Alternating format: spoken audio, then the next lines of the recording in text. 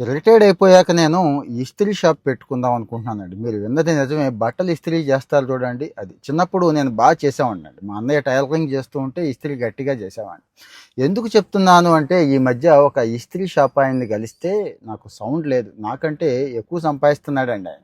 రోజుకి 3000 చాలా తేలిగ్గా సంపాదిస్తున్నాడండి. అంటే అంత స్కిల్ మనకు లేదు గానీ అంత స్కిల్ వచ్చేస్తే మనందరికీ ఉపయోగపడుతుంది. మన చేతి వృత్తుల్ని చాలా చీప్‌గా చూసేవాళ్ళు ఇప్పటికీ ఉన్నారు. ఆ దిక్కుమాలిన మైండ్ సెట్‌లోంచి బయటకొచ్చేస్తే చాలామంది హాయిగా ఉంటారని చెప్పడం నా ఉద్దేశం అండి. ఇస్త్రీ ఇవాళ రేపు ఇంట్లో చేసుకునే ఖాళీ ఎవరికుందండి? లేదు గదా! ఉన్నా గానీ మనం అంత బాగా చేయలేం. అతని దగ్గరైతే పెద్ద పెట్టుంటుంది, బరువుగా ఉంటుంది, బొగ్గులేస్తాడు.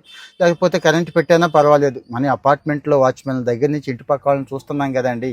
ఇస్త్రీ బట్టలు లేకుండా బయటికెళ్ళే పరిస్థితి లేదు కాబట్టి ఇక డిమాండ్ కూడా తగ్గదు. మనుషులున్నంత కాలం బట్టలేసుకోవాల్సిందే. బట్టలు కూడా బాగా పెంచుతున్నాం కదండి. అంటే ఇంతకుముందు 4-5 జతలు ఉంటూ ఇప్పుడు 40 జతలు వచ్చేసినాయి కదండి. సో ఎవర్ గ్రీన్ డిమాండ్ ఉంటుంది అని చెప్పడం నా ఉద్దేశం. ఆయన 3000 రోజుకి ఎలా సంపాదిస్తున్నాడండి అని మీకు డౌట్ రావచ్చు. 300 చేస్తాడండి. అంటే ఒక శాల్తీకి ₹10 చొప్పున 300 చేస్తున్నప్పుడు ఎంత వచ్చింది చెప్పండి అతనికి. అంటే నెల సంపాదన ఎంత చెప్పండి? ఆల్మోస్ట్ ఆల్ మంచి జీతగాడి సంపాదనతో సమానంగా వచ్చింది. రెండోది అతను కాస్తో కూస్తో డ్రై క్లీనింగ్ కూడా చేస్తాడండి. మరి డ్రై క్లీనింగ్కి ఎంత వస్తుందో మీకు తెలుసు కదా. శాల్తీకి 50, 100, 200 కూడా తీసుకునే ఉంటాయి. అది అడిషనల్ ఇన్కమ్ అన్నట్టు.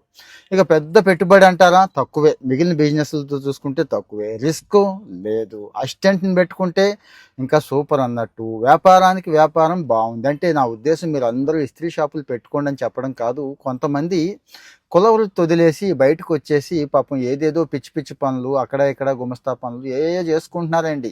అది వాల్యూ అనుకుంటున్నారు. అంటే వైట్ కాలర్ జాబ్ అనుకుంటున్నారు. లేకపోతే టీలు అందించడం దగ్గర నుంచి ఏదైనా గౌరవం అనుకుంటున్నారు. కానీ ఇది గౌరవం అనుకోవట్లేదు. మన కుల వృత్తుల్ని మనం గౌరవించుకోవాలని చెప్పటం నా ఉద్దేశం.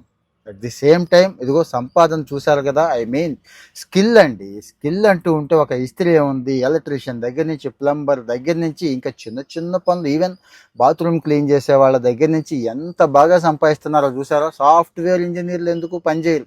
ఇదే మళ్ళీ మన వాళ్ళు అమెరికా వెళ్తే ఈ పనులన్నీ దొరక్క అల్లాడిపోతూ ఉంటారండి. విలవిల్లాడిపోతూ ఉంటారు. ఏ పనికైనా రెడీ, పరమ చెత్త పనికైనా రెడీ అయిపోతారు అమెరికాలో. ఇక్కడ మాత్రం అబ్బే సమస్య లేదు. అసలు చేయకూడదు. గౌరవం, ప్రెస్టేజీ చాలా అడ్డొచ్చేస్తాయండి. అదేంటో నాకు అర్థం కావట్లేదు. సో నేను చెప్పొచ్చేది ఏంటంటే ఇక్కడ ఇస్త్రీని ఎగ్జాంపుల్గా చెప్తున్నాను. ఇంకా మీరు చెప్పొచ్చు కామెంట్లో.